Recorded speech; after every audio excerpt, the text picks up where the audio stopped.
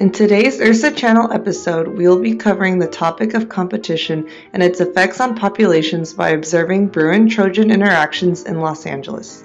As the most sought-after university in America, UCLA harbors a large thriving population of Bruins. However, the Bruins' population growth rate has begun to slow as shown in the logistic model of population growth, capping off near the carrying capacity as resources become limited and competition for those resources increases.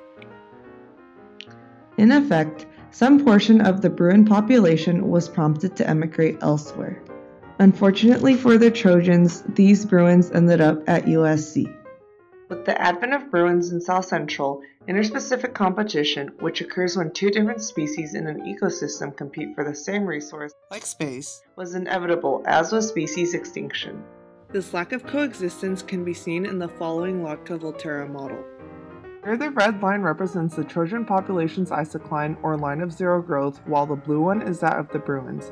Beta represents the per capita effect of Bruins on Trojans and vice versa for alpha.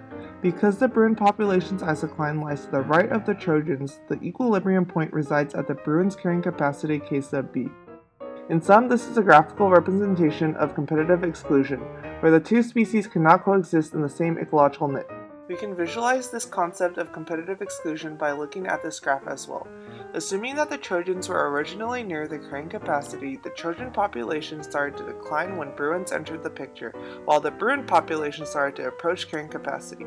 Indeed, because Bruins are smarter and stronger, the Trojans were no match for the mighty Bruins.